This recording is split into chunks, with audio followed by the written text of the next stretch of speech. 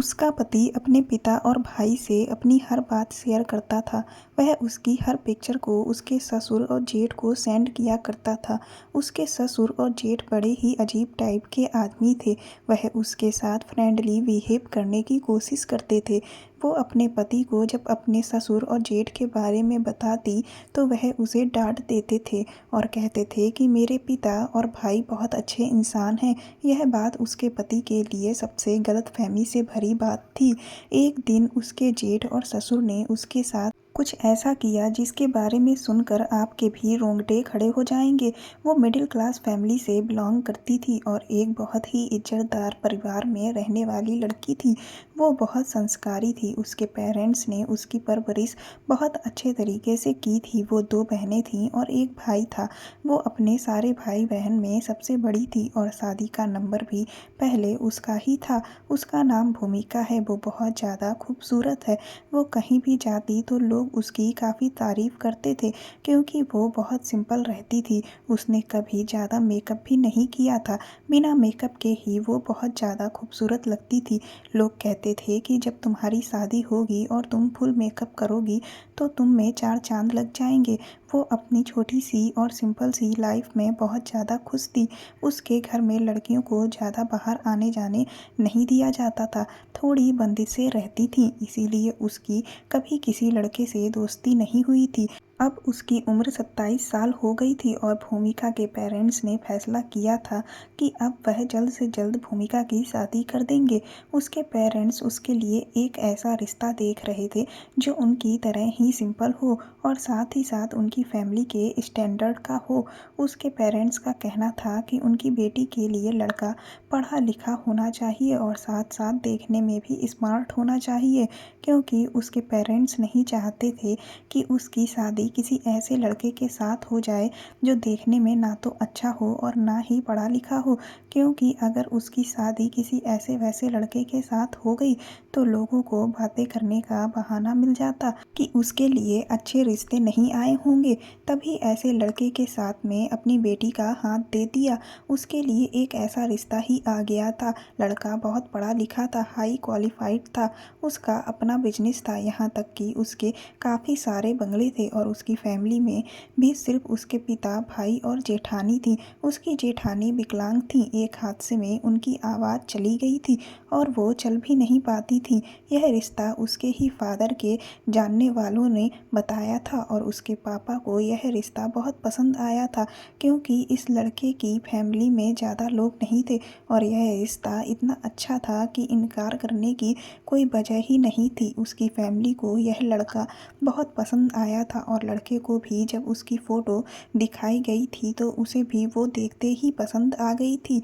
उसका रिश्ता पक्का हो गया था और 4-5 महीने बाद उसकी शादी हो गई थी। उसके पति अपने पिता और भाई के साथ बहुत फ्रेंडली बिहेव करते थे और आपस में इस तरह से रहते थे जैसे फ्रेंड हों। वो आपस में एक दूसरे के साथ अपनी हर बात शेयर किया करते थे। उसकी सास काफ़ी सालों पहले ही मर चुकी थी, जबकि उसके ससुर देखने में बहुत स्मार्ट थे। उन्हें देखकर लगता ही नहीं था कि उनके 2 बेटे हैं। ऐसा लगता था जैसे वह उसके पति के बड़े भैया हैं। उसके जेठ उसके पति से 5 साल बड़े हैं। वो भी काफ़ी हैंडसम और यंग हैं। कार एक्सीडेंट में 1 साल पहले जेठानी जी विकलांग हो गई थी। उसके पति का नाम राजीव है। उसे अपना पति बहुत ज़्यादा पसंद आया था क्योंकि वो भी अपने पिता और भाई की तरह स्मार्ट थे। उसके ससुर ने तो अपने आप को टिप टॉप बनाकर रखा हुआ था। वह अपने ऊपर बहुत ध्यान दिया करते थे। राजीव के पापा ने अपने बेटों की वजह से दूसरी शादी नहीं की थी। उनका मानना था कि उनकी दूसरी पत्नी कभी भी उनके बेटों को सगी माँ जितना प्यार नहीं दे सकती। इसीलिए राजीव के पापा ने अपनी सारी जिंदगी अपने बेटे के नाम कर दी। उसके पति का बिहेवियर बहुत अच्छा था। उन्होंने अपनी पढ़ाई मुंबई से कंप्लीट की थी। वह मुंबई में ही रहते हैं और अपनी पढ़ाई कंप्लीट होने के बाद उन्होंने यहाँ मुंबई में ही अपना बिजनेस सेट कर लिया था। जब वो शादी करके अपने ससुराल आई तो उसने देखा कि उसके ससुर बहुत ही मजाकिया बिहेवियर के थे और सबसे ज़्यादा मजाक और प्यार वह अपने बेटों से ही करते थे। उसके जेठ काम के सिलसिले में गोवा में रहते थे क्योंकि उसके जेठ का बिजनेस गोवा में है। सुना था कि गोवा में उनका बंगला है। उसकी जेठानी वहीं जेठ जी के साथ रहती है और इधर उसके पति अपने मुंबई वाले घर में रहते थे। जब उसके ससुर का मन करता तो वह यहाँ आकर रहने लगते थे और जब मन करता तो वो गोवा वाले बंगले में रहने के लिए चले जाते थे। उसकी शादी दोनों ही तरफ से बहुत धूमधाम से हुई थी। उसके ससुराल वालों ने भी किसी तरह की कोई कमी नहीं छोड़ी थी और इधर उसके पेरेंट्स ने भी उसकी शादी बहुत अच्छी तरीके से की थी। उसके पति उससे बहुत खुश थे और उनका कहना था कि मुझे नहीं पता था कि मेरी ज़िंदगी में इतनी सिंपल और संस्कारी लड़की भी आ सकती है। उनको तो यकीन ही नहीं हो रहा था कि आज के ज़माने में भी सिंपल लड़कियां अभी तक मौजूद हैं क्योंकि मॉडर्न ज़माना है। लेकिन उसके पति का कहना था कि तुम जितनी सिंपल हो उतनी ही ज़्यादा खूबसूरत हो। तुम्हारी सिंपलसिटी ही तुम्हारी खूबसूरती की पहचान है। उसके ससुर और जेठ जेठानी इन दिनों उनकी शादी करने के लिए उनके ही घर पर आए हुए थे। उसकी शादी को 4 दिन हो गए थे। 4 दिन बाद उसके ससुर ने उसके पति के हाथ पर हनीमून पर जाने के लिए लंदन के टिकट रख दिए। उसके पति उसके ससुर के सरप्राइज से बहुत ज़्यादा खुश हुए थे और वो लोग हनीमून पर चले गए। वहाँ वो लोग गए तो उन्होंने काफ़ी मॉडर्न टाइप के कपड़े पहने हुए थे।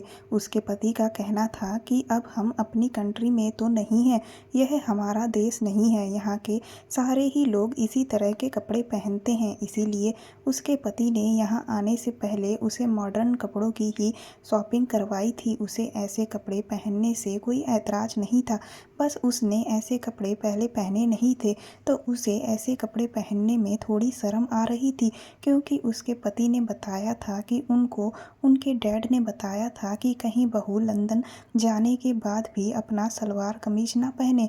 उसको समझा देना कि लंदन में सारे ही लोग मॉडर्न टाइप के कपड़े पहनते हैं, इसीलिए तुम उसको इसी तरह की शॉपिंग करवा देना। उन्हीं के कहने पर उसके पति ने उसे इस तरह के कपड़े खरीद कर दिए थे। एक दिन बातों ही बातों में उसके पति ने उसे बताया था कि उनके डैड की काफ़ी खूबसूरत और जवान लड़कियों के साथ फ्रेंडशिप है। वो तो यह जानकर हैरान रह गई थी। इतनी उम्र होने के बावजूद भी उसके ससुर की इतनी ढेर सारी लड़कियों से फ्रेंडशिप थी। उसने अपने ससुर का सोशल मीडिया अकाउंट भी चेक किया था। उनके काफ़ी सारे फॉलोअर्स थे जिनमें सबसे ज़्यादा लड़कियां मौजूद थीं। हालांकि कोई भी लड़की 30 साल से ऊपर की नहीं थी। कई जवान और खूबसूरत लड़की उनकी फ्रेंड लिस्ट में ऐड थीं। उसके ससुर के सोशल मीडिया अकाउंट पर उनके इतने अच्छे अच्छे फ़ोटोज़ अपलोड थे कि उन्हें देखकर कोई भी नहीं कह सकता था कि इस आदमी के 2 बेटे भी हैं। उसे यह जानकर बड़ी हैरानी हुई थी कि उसके ससुर को औरतों में इतना इंटरेस्ट है और इतनी उम्र हो जाने के बाद भी उनकी हरकतें और उनका दिल किसी 20-25 साल के जवान लड़के की तरह था। लेकिन अगर ऐसा ही था तो उन्होंने शादी क्यों नहीं की? उसके पति का यही कहना था कि उनके डैड अपने बेटों की परवरिश खराब नहीं करना चाहते थे, इसीलिए उन्होंने शादी नहीं की और भरपूर तरीके से अपने बेटों का ख्याल रखा। और यही वजह है कि उसके पति और जेठ अपने डैड से बहुत प्यार करते हैं।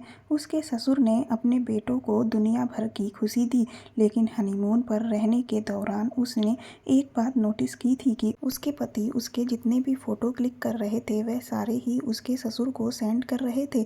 उसे यह बात बहुत अजीब लग रही थी। लंदन में वो मॉडर्न टाइप के कपड़े पहने हुए थी जो काफ़ी शॉर्ट थे। यह जगह अलग थी, यहाँ पर सभी लोग इसी तरह के कपड़े पहनते थे और किसी को किसी से कोई मतलब नहीं था। पर उसे अपने पति की यह बात अच्छी नहीं लगी कि वो उन लोगों के जितने भी फ़ोटोज़ खींच रहे थे उसके पति सारे ही फ़ोटो अपने पिता को सेंड कर रहे थे। और तो और बार बार उसके पति वीडियो कॉल करके उसे उसके ससुर को दिखा रहे थे। उसके ससुर बार बार उसके पति से कह रहे थे कि दिखाओ बहू कैसी लग रही है, बहू क्या कर रही है। वह जैसे भी थे पर थे तो उसके ससुर ही, और ससुर तो पिता के समान होते हैं। वो नहीं चाहती थी कि उसके ससुर उसे ऐसी हालत में देखें। अगर यहाँ लंदन में उसके ससुर उसके साथ किसी भी वजह से आ जाते तो शायद वो इस तरह के कपड़े नहीं पहनती। वो तो इस तरह के कपड़े इसलिए पहन रही थी क्योंकि वो लोग हनीमून पर आए हुए थे और यह उसके पति की ख्वाहिश थी कि वो इस तरह के कपड़े पहने। और फिर यहाँ का माहौल ऐसा था कि उसे यहाँ के रहने वाले लोगों से शर्म नहीं आ रही थी, लेकिन उसे अपने ससुर से बहुत शर्म आ रही थी। और उसका पति तो हर मोमेंट की फ़ोटो और वीडियो क्लिक करने के बाद उसके ससुर को सेंड कर रहा था। हालांकि इस बात पर उसका अपने पति के साथ मूड भी खराब हो गया था, लेकिन उसके पति उसे मना लिया करते थे। उनका कहना था कि अब डैड मुझसे फ़ोटो और वीडियो मांग रहे हैं तो मैं उन्हें मना नहीं कर सकता। उसके ससुराल का माहौल काफ़ी फ्री था। उसके पति भी फ्रैंक टाइप के थे। उनका कहना था कि अब तुम्हारी शादी हो गई है और अब यह सीधा बनना छोड़ दो और अभी शर्माने के ड्रामे ख़त्म करो। तुम अपने मायके में थी तो हमेशा घर में कैद रहती थी, अब यह तुम्हारी ससुराल है, खुलकर जीना सीखो। उनका हनीमून कंप्लीट हो गया था और वो लोग घर पर वापस आ गए थे। जब वो घर आए तो उसने देखा कि उसके ससुर ने घर आते ही अपने बेटे को गले से लगाया और वह उसकी तरफ भी गले लगने के लिए बढ़ने ही वाले थे। उसने उनको रोक दिया और वो पीछे हट गई। उसके पति को उसकी यह हरकत अच्छी नहीं लगी। उसके ससुर ने इस बात को हंसकर टाल दिया था और वह पीछे हो गए थे, लेकिन वो नोटिस कर रही थी कि उसका पति उसे घूर रहा था। वो अपने ससुर से कोई बात किए बिना ही अपने कमरे में चली गई थी। थोड़ी देर के बाद उसका पति कमरे में आया और आते ही उसे कहने लगा, मुझे तुम्हारी यह हरकत अच्छी नहीं लगी भूमिका। तुमने मेरे डैड के साथ अच्छा बिहेवियर नहीं किया। वह तुमसे गले लगने के लिए आ रहे थे और तुम पीछे हट गई। उसने कहा, राजीव वह मेरे ससुर हैं, भला वह मुझसे गले क्यों मिल रहे थे। उसके पति ने कहा कि बड़े लोगों में इसी तरह से मेल मिलाप होता है। जो तुम्हें क्या पता, तुम तो घर में ही रहने वाली लड़की हो ना, कभी घर से बाहर निकली हो तो तुम्हें कुछ पता हो। उसने अपने पति से कहा, राजीव मैं घर में भले ही रहती थी, मेरे पापा और मेरी मम्मी भी काफ़ी लोगों से मिलते थे, लेकिन इस तरह से ससुर अपनी बहू को गले लगाए ये हमारे घर का कोई असूल नहीं था। दूर से भी किसी से मेल मिलाप किया जा सकता है। उसके पति को उसकी इस बात पर गुस्सा आ गया था। वह वैसे तो उसे बहुत प्यार करते थे, लेकिन जहाँ बात उनके फादर और भाई की आती थी तब वह उनके लिए बहुत सीरियस हो जाते थे। इसी तरह से दिन गुजर रहे थे। उसके जेठ और जेठानी उसके लंदन से वापस आने से पहले ही गोवा चले गए थे और उसके ससुर की हरकतें उसे बहुत अजीब लगने लगी थीं, लेकिन उसे कहीं ना कहीं एहसास होता था कि उसका पति ही इस सब की शुरुआत कर चुका है। वह बात ठीक है कि उसका पति अपने डैड से अपनी हर बात शेयर करता था, लेकिन हैरान तो वो तब हुई थी जब उसके पति ने उन दोनों पति पत्नी के बीच हुई निजी पलों से जुड़ी सारी बातें भी अपने पिता से शेयर की थीं। उसके पति के लिए ये कोई बड़ी बात नहीं थी, लेकिन भूमिका के लिए यह बहुत बड़ी बात थी। वो तो कभी अपनी माँ से भी इस बारे में बातें नहीं कर सकती थी, क्योंकि पति पत्नी के बीच बीते निजी पलों की बातें किसी से शेयर नहीं करनी चाहिए। इधर उसका पति अपनी हर पर्सनल बात अपने पिता को बता चुका था और इस बारे में भी उसके पति उसे खुद ही बताया करते थे। वह जब उसे बताते कि मैंने तुम्हारी यह बात डैड को बताई तो उन्होंने ऐसा रिएक्शन दिया था, मैंने तुम्हारी फ़ोटो डैड को दिखाई तो उन्होंने ऐसे रिएक्ट किया। वो इन बातों पर बहुत गुस्सा करती थी और चिढ़ जाया करती थी, क्योंकि उसे ये बातें बहुत गलत लगती थी। अब तो उसे धीरे धीरे अपने ससुर की हरकतें और भी ज़्यादा अजीब लगने लगी थी, क्योंकि उसने सुना था कि उसके ससुर पहले अपने गोवा वाले बंगले में ही ज़्यादा रहते थे, लेकिन जिस दिन से उसकी शादी हुई थी वह इसी घर में रहने लगे थे। अब तो वह यहाँ से जाने का नाम नहीं ले रहे थे और हमेशा उसके करीब आने की कोशिश करते थे। वह मजाक मजाक में उससे बहुत गलत गलत बातें करते थे, जिन्हें सुनने के बाद उसे शर्म आती थी। जब वो अपने पति को अपने ससुर की हरकतों के बारे में बताती तो वह कहते कि मेरे डैड हमेशा ही मॉडर्न और बड़े लोगों से ही मिलते जुलते हैं, इसीलिए उनकी आदत भी ऐसी ही हो गई है। वह तो तुम शुक्र मनाओ कि मेरे डैड ऐसे ससुर नहीं हैं जो अपनी बहू पर रोक टोक करते हों, तभी तो तुम्हें ये सब कुछ रास नहीं आता। उसके ससुर की जो हरकतें थीं उस सब की वजह उसे अपना पति ही लगता था। उन्होंने कभी उसकी बात पर यकीन नहीं किया और हमेशा ही वह उसे अपने पिता के आगे गलत साबित कर दिया करते थे। उसका पति बार बार कहता था कि अमीर और हाई स्टैंडर्ड के लोग इसी तरह के होते हैं, तुम तो मिडिल क्लास फैमिली से बिलोंग करती हो। लेकिन वो और उसकी फैमिली इतनी भी गरीब नहीं थी।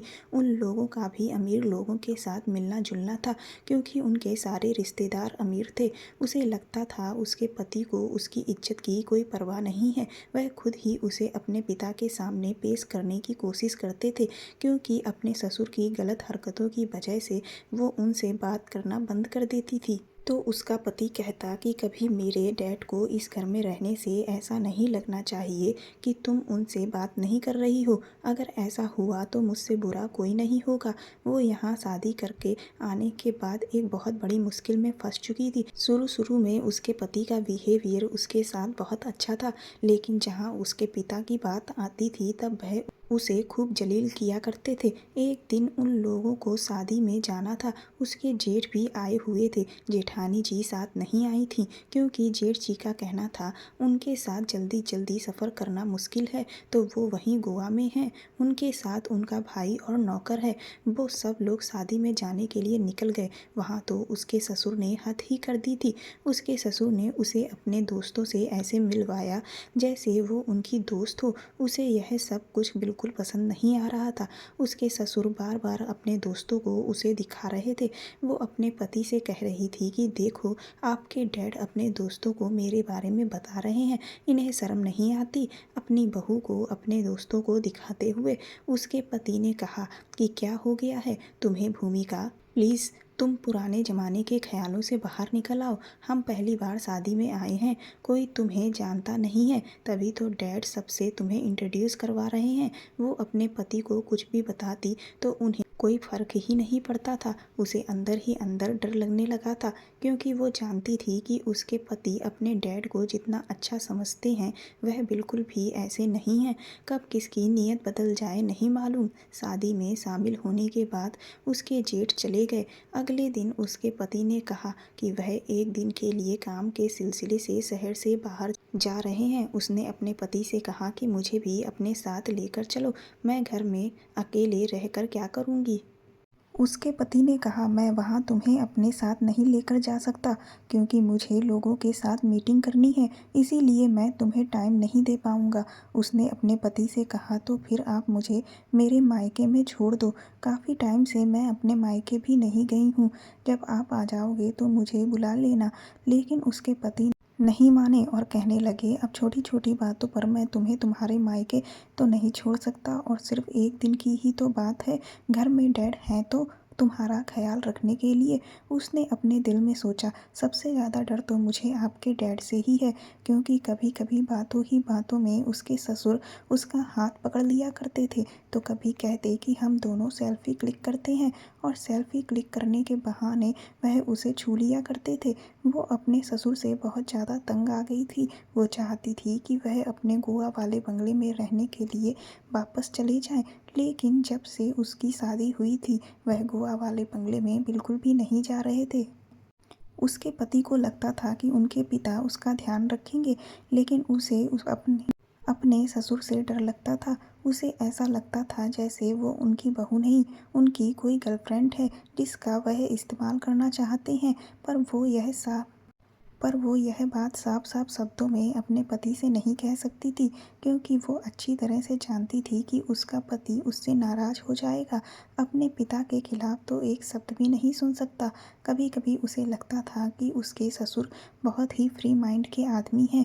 शायद उसे उनका इस तरीके से बात करना गलत लगता है, इसीलिए क्योंकि उसके पेरेंट्स ने उसकी परवरिश बहुत ही सिंपल तरीके से की है।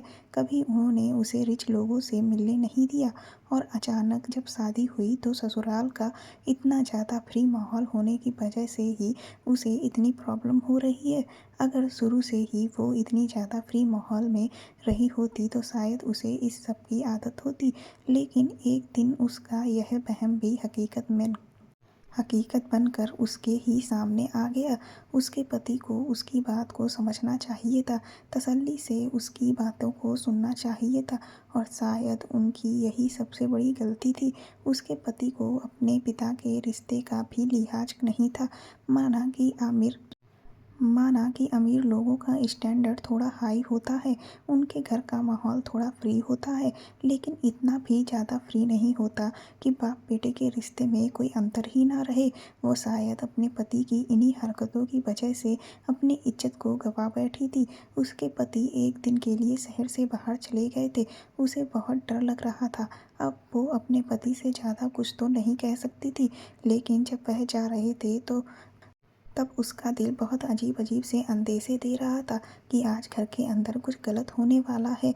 इस वजह से उसने अपने पति का हाथ पकड़ा और उनसे कहने लगी, प्लीज़ मुझे भी अपने साथ लेकर चलो। उन्होंने कहा, भूमिका तुम बेवजह इतना परेशान हो रही हो। अगर कोई भी प्रॉब्लम हो तो तुम मुझे कॉल कर देना। मैं खुद तो नहीं आ सकूँगा, लेकिन मेरी एक फ्रेंड थोड़ी दूर पर रहती है, वह तुम्हारा अकेलापन दूर करने के लिए आ जाएगी। उसने अपने पति से कहा, राजीव मुझे कुछ अजीब-अजीब सा महसूस हो रहा है, ऐसा लगता है जैसे कुछ गलत होने वाला है। राजीव ने उसे गले से लगाया और वह कहने लगे कि तुम परेशान मत हो, बस एक दिन की ही तो बात है, मैं कल दोपहर तक घर वापस आ जाऊँगा। उसका पति यह कहकर जाने लगा था। उसके दिल की धड़कनें तेज हो गई थीं। ऐसा लग रहा था जैसे बहुत बड़ी प्रॉब्लम आने वाली है। उसका पति तो जा चुका था, लेकिन आज जाने क्यों उसे कुछ भी अच्छा नहीं लग रहा था। उसका घर में बिल्कुल भी मन नहीं लग रहा था। वो अपने आप को किसी काम में बिजी करना चाहती थी, ताकि उसके दिमाग में जो भी अजीब ख्याल आ रहे थे वह सब उसके दिमाग से निकल जाएं। वो किसी भी काम में खुद को बिजी रखने की कोशिश करती तो उसके हाथ पैर कांपना शुरू हो जाते थे। दोपहर से रात हो गई। उसने खुद को अपने कमरे में ही बंद करके रखा हुआ था। वो अपने कमरे से बाहर निकली ही नहीं थी और लगभग 11 बज रहे थे। उसे भूख लग रही थी। उसने सोचा कि वो नीचे जाकर खाना खा ले, लेकिन जैसे ही वो नीचे गई, यह देखकर उसके पैरों तले से जमीन निकल गई कि घर में कोई भी नौकर मौजूद नहीं था। उसने चारों तरफ देखा, उसे कोई नौकर या नौकरानी नजर नहीं आ रही थी। फिर उसने सबको आवाज़ लगाई, लेकिन घर में कोई भी नहीं था। यह सारे नौकर कहाँ चले गए थे, उसे तो कुछ भी समझ नहीं आ रहा था। इसका मतलब यह था कि वो इतने बड़े घर में अकेली थी। उसने जल्दी से अपने घर की एक नौकरानी को कॉल की। उसने उसकी कॉल रिसीव नहीं की तो उसने दूसरी नौकरानी को कॉल की। दूसरी नौकरानी ने भी कॉल रिसीव नहीं की। उसे तो कुछ भी समझ नहीं आ रहा था कि सारे नौकर को क्या हो गया, कोई उसका फ़ोन क्यों नहीं उठा रहा, और उसे बिना बताए ही सब लोग घर से बाहर चले गए। उसने किचन में जाकर देखा तो किचन में खाना भी नहीं था। उसे बहुत तेज भूख लग रही थी, क्योंकि उसने दोपहर का खाना भी नहीं खाया था। सिर्फ सुबह अपने पति के साथ ब्रेकफास्ट ही किया था। फ्रिज में देखा तो जूस रखा था। उसने वह जूस ही पी लिया, लेकिन उसका दिल जोर जोर से धड़क रहा था कि सारे नौकर कहाँ चले गए। घर में पति भी मौजूद नहीं है, और तो और इस बड़े घर में सारी रात अकेले वो कैसे गुजारेगी। उसे तो कुछ भी समझ नहीं आ रहा था। ऐसा आज से पहले कभी नहीं हुआ था जैसा आज हो रहा था। उसने सोचा कि ससुर जी की अभी उस पर नज़र नहीं पड़ी है, तो वो जल्दी से वापस रूम में चली जाए। वो ये सब सोचते हुए सीढ़ियाँ चढ़ती हुई अब कमरे की तरफ जा रही थी। तभी अचानक दरवाजे पर दस्तक होने लगी। दरवाजे की आवाज़ सुनकर तो उसका पूरा शरीर काँप उठा था कि रात के इस टाइम पर घर में कौन आ गया था। उसे लगा शायद उसके ससुर होंगे, क्योंकि वो दिख नहीं रहे थे, लेकिन उसे तो अपने ससुर से भी डर लगता था। पता नहीं वह घर में थे या फिर दरवाजे पर थे। उसकी तो कुछ भी समझ में नहीं आ रहा था। वो यही सब सोच रही थी कि अचानक दरवाज़ा ज़ोर ज़ोर से बजने लगा, तो वो कांपते हुए शरीर के साथ दरवाजे के पास गई। ऐसा लग रहा था जैसे दरवाजे को कोई बजा नहीं रहा, बल्कि तोड़ने की कोशिश कर रहा है। उसे तो ऐसा लग रहा था जैसे चौकीदार भी नहीं है। उसे इस टाइम बहुत डर लग रहा था। उसने कांपती हुई आवाज़ में पूछा, "कौन है?" उसके पूछने की देर थी कि दरवाज़ा बजना बंद हो गया। उसने एक बार फिर से पूछा कि दरवाजे के पीछे कौन है। इस बार भी किसी का जवाब नहीं आया था। उसने भी दरवाज़ा नहीं खोला और वापस अंदर आ गई और तेज़ी से भागती हुई अपने कमरे की तरफ चली गई। कमरे के अंदर जाते ही उसने कमरे के दरवाजे को अंदर से बंद कर लिया और कोने में बैठकर काँपने लगी। उसके दिमाग में अजीब-अजीब तरह के ख़्याल आ रहे थे। उसने अपने पति को कॉल की, लेकिन उसने फ़ोन काट दिया। फिर उसने सोचा लाओ दोबारा कॉल करें, लेकिन इससे पहले वो फिर से कॉल लगाती तभी अचानक उसे अपने कमरे की बालकनी में किसी के कूदने की आवाज़ आई और उसे बालकनी के अंदर किसी की परछाई दिखाई देने लगी। यह देखकर तो उसके होश उड़ गए थे। बालकनी का दरवाज़ा खुला हुआ था और बालकनी से एक आदमी अंदर आया। उसके अंदर आते ही उसके पैरों तले ज़मीन निकल गई थी। उस आदमी ने चेहरे पे मास्क पहन रखा था। उसने चिल्लाना शुरू कर दिया कि कौन हो तुम, यहाँ क्या कर रहे हो, इस तरह से घर में क्यों घुस आए हो। लेकिन वो अपने होश खो बैठी थी। उसकी आवाज़ काँप रही थी। उसने सोचा कि वो बाहर भाग जाती है, बाहर जाते ही वो शोर मचा देगी। वो उठकर बाहर भागी तो उस आदमी ने उसे पकड़ने की कोशिश नहीं की, बल्कि ज़ोर ज़ोर से हंसने लगा। उसने दरवाज़ा खोला तो देखा जीने से ससुर जी आ रहे हैं। उन्हें देखकर उसने कहा, "ससुर जी देखो मेरे कमरे में कौन घुस आया है, आप जल्दी से पुलिस को फ़ोन लगाओ।" उसके ससुर मुस्कुराने लगे। उसने कहा, "आप मुस्कुरा क्यों रहे हैं?" तभी वो आदमी भी कमरे से निकल आया। ससुर जी बोले, "ये तुम्हें पुलिस के हवाले करने को कह रही है।" बेचारी परेशान हो रही है, घबरा रही है कि कौन हो तुम, अब अपना चेहरा दिखा भी दो। वो हैरान सी अपने ससुर को देख रही थी कि वो क्या इस आदमी को जानते हैं। फिर उस आदमी ने अपना मास्क हटा दिया। उस आदमी का चेहरा देखते ही उसके सर पे तो आसमान ही गिर पड़ा। वो बोली, "जेठ जी आप।" तो उसके ससुर बोले, "तुम बहुत बेकार ही घबरा रही थी, आओ अब तो कोई डरने की बात नहीं है, मैं भी अपना, राहुल भी अपना, अब छोड़ो डरना।" और उसके ससुर ने उसका हाथ पकड़ लिया। वो बुरी तरह से घबरा गई और बोली, "ये क्या कर रहे हैं आप, मेरा हाथ छोड़िए।" उसके ससुर उसे पकड़ के वापस कमरे में ले आए। उसके ससुर कहने लगे, "राजीव के होते हुए तुमसे ज़्यादा बातचीत करने का हमें मौका नहीं मिलता। मुझे और राहुल को तुम बहुत पसंद आई थी। जो फ़ोटो वीडियो तुम्हारी मुझे राजीव भेजता था वो मैं राहुल को भेज देता था। कई दिनों से हम दोनों फ़ोटो देख के तुम्हारी खूबसूरती की बातें करके ही काम चला रहे थे। परसों मुझे राजीव ने बताया कि वो एक दिन के लिए बाहर जा रहा है। मैंने ये बात राहुल को बताई। फिर हमने आज रात का प्लान बनाया। राहुल ने राजीव से वापस जाने का झूठ बोल दिया और होटल में रुक गया और फिर रात होते ही मैंने उसे बुला लिया। मैं वॉशरूम चला गया था तो मौके पर दरवाज़ा नहीं खोल पाया। ये इतना उतावला था कि बालकनी से ही आ गया। उसके ससुर के बोल बिल्कुल मिठास से भरे हुए थे और बोलने का अंदाज इतना घटिया था कि उसकी आत्मा काँप रही थी। उसका जेठ उसे देख के मुस्कुरा रहा था और घूर रहा था। वो डरते डरते अपने कदम पीछे कर रही थी और उसके होश और हवास काम करना छोड़ चुके थे।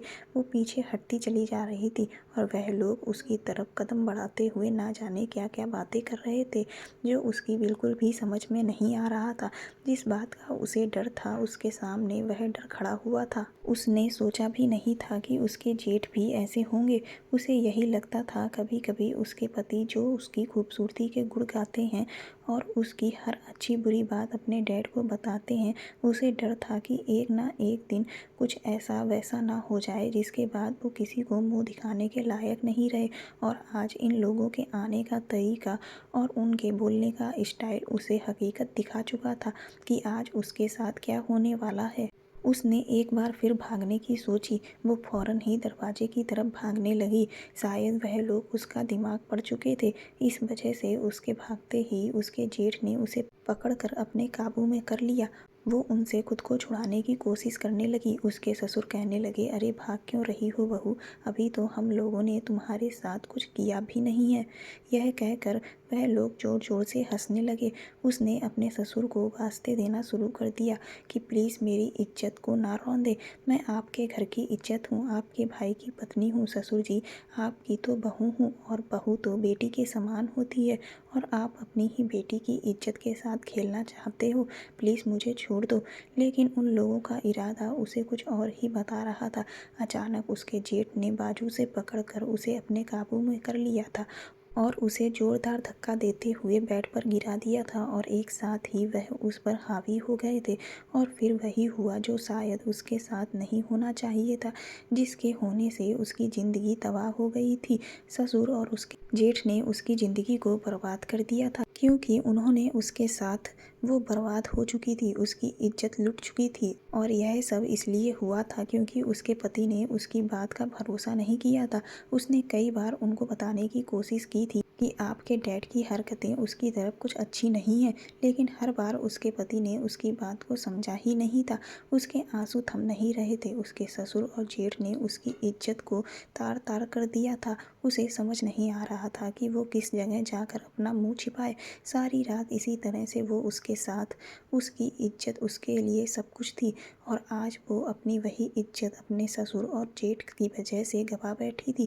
पहले दिन से उसके ससुर की उस पर गंदी नज़र थी और वह उसके करीब आने की कोशिश करते थे, लेकिन जेठ को देखकर उसे ऐसा कभी नहीं लगा।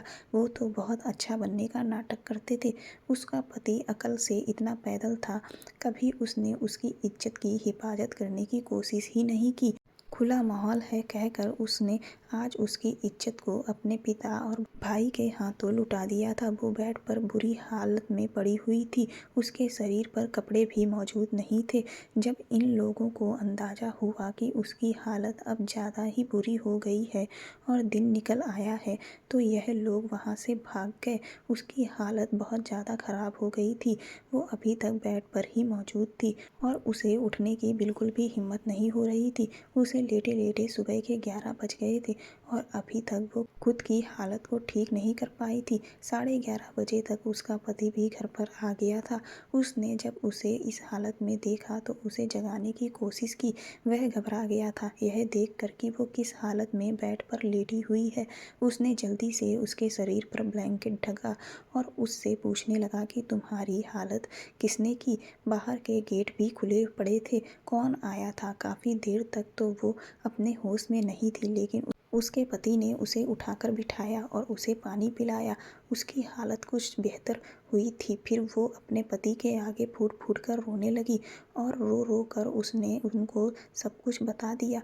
उसकी यह सारी बातें सुनकर तो वह बहुत ज़्यादा चौंक कर रह गए थे और उन्हें अपने कानों पर यकीन नहीं हो रहा था। उसके पति ने कहा कि घर के सारे नौकर कहाँ मर गए थे। उसने अपने पति को बताया कि आपके डैड ने शायद सारे नौकरों को घर से भेज दिया था, घर में कोई भी नौकर मौजूद नहीं था। उसके पति को बहुत ज़्यादा गुस्सा आया। उसने अपने पति से कहा, यह सब आपकी ही लापरवाही का नतीजा है। मैंने तो आपसे कहा था कि मुझे आपके डैड की हरकतें ठीक नहीं लगती, लेकिन मुझे नहीं पता था कि आपके भाई भी गिरे हुए आदमी हैं। आपने मेरी कभी किसी बात पर यकीन ही नहीं किया। उसके पति ने कहा कि मुझे नहीं पता था भूमिका कि डैड और भाई एक दिन तुम्हारे साथ ऐसा भी कर सकते हैं। मैं अपने डैड और भाई को बहुत अच्छा समझता था और आज तुम्हारी हालत साफ जाहिर कर रही है कि तुम सच कह रही हो। उसके पति ने कहा, लेकिन आज मैंने फैसला कर लिया है कि मैं तुम्हारे हक में बोल कर ही रहूँगा। उसके पति ने फ़ौरन अपना मोबाइल उठाया और पुलिस को कॉल करके सब कुछ बता दिया। थोड़ी ही देर बाद उनके घर में पुलिस आ गई थी। पुलिस ने उसके बयान लिए। उसने पुलिस को अपने ससुर और जेठ के बारे में सब कुछ बता दिया था। उसके ससुर और जेठ अभी तक घर पर नहीं आए थे, पता नहीं वह कहाँ पर थे, लेकिन पुलिस ने उसके ससुर और जेठ को ढूंढ कर निकाल लिया था और उनके खिलाफ कार्रवाई की थी। उसके ससुर और जेठ ने बहुत शर्मिंदा होकर उसके पति से माफ़ी मांगी थी और उन्होंने कहा कि मैं तो शुरू से ही जवान लड़कियों का शौकीन हूँ, मैं सिर्फ उनके साथ खेलना जानता हूँ। उसके ससुर बोले, मैंने तो दूसरी शादी भी इसीलिए नहीं की जिससे अलग अलग लड़कियों के साथ खेल सकूं, और यही राय मैंने तुम्हारे भाई को भी दी। वो भी ऐसे ही खूब मज़े ले रहा था। उसके पति को अपने पिता के मुंह से ये बातें सुनकर बहुत शर्मिंदगी महसूस हो रही थी। उन्होंने पहले तो अपने डैड के मुंह पर एक थप्पड़ मारा और कहा कि मुझे आपसे ऐसी उम्मीद नहीं थी। मैंने हमेशा आपको अपने दोस्ताना अंदाज में देखा था। यह बात आप अच्छी तरह से जानते हो, और आपने इसी बात का गलत फ़ायदा उठाकर मेरी पत्नी के साथ यह सब कुछ किया। और भैया, आप भी ऐसे होंगे मैं कभी सोच भी नहीं सकता था। उसके बाद उसके पति ने अपने भाई को 2-3 थप्पड़ मारे। उसके ससुर और जेठ बहुत शर्मिंदा हो रहे थे, क्योंकि उन्हें उम्मीद नहीं थी कि वो अपने पति को सब कुछ बता देगी। पुलिस उसके ससुर और जेठ को अरेस्ट करके ले गई थी। उसके पति ने अपने डैड और भाई से सारे रिलेशन ख़त्म कर लिए थे। उसकी मेडिकल रिपोर्ट भी हुई थी जिसमें सब जाहिर था कि उसके ससुर और जेठ ने उसके साथ क्या किया था। उसके पति ने भी उससे माफ़ी मांगी थी और वह बहुत शर्मिंदा हो रहे थे। काफ़ी दिनों तक उसका ट्रीटमेंट चलता रहा, क्योंकि उसकी हालत बहुत ज़्यादा ख़राब करती गई थी। वो अपने पति के साथ रहना नहीं चाहती थी, लेकिन उन दिनों उसके पति ने उसकी बहुत सेवा की थी और बहुत बार माफ़ी भी मांगी थी। और उसके पति ने कहा था कि आज के बाद उसकी इज्जत की रखवाली करेंगे और कभी भी इस तरह से अपनी पत्नी को दूसरे के सामने रुस्वा नहीं होने देंगे। जो गलती हुई उसके लिए उम्र भर शर्मिंदा रहेंगे। इस बात को काफ़ी साल गुजर गए हैं। उसके पति का बिहेवियर उसके साथ बहुत अच्छा है और उसके पति उसका बहुत ख्याल रखते हैं। उसके ससुर और जेठ को तो जेल जाने के बाद उनके किए की सज़ा मिल गई थी। जेठानी को उनके भाई उनके मायके ले गए थे। वो अब अपने पति के साथ बहुत खुश है। दोस्तों, आपकी पत्नी आपकी इज्जत होती है, उसकी इज्जत को ना उछालें। अपनी पत्नी की बातों को सुने, उन्हें समझने की कोशिश करें। आज कई घर ऐसे हैं जहां घर के अंदर भी औरतें सुरक्षित नहीं हैं। अगर उन्हें किसी पे संदेह है तो उनकी बात को इग्नोर ना करें, तुरंत ही जांच पड़ताल करें। अकेला ना छोड़ें। ऐसे माहौल में सतर्क रहें, सावधान रहें। कहानी पसंद आई हो तो चैनल को सब्सक्राइब कर दें, वीडियो को लाइक कर दें और वीडियो को ज़्यादा से ज़्यादा शेयर करें। धन्यवाद।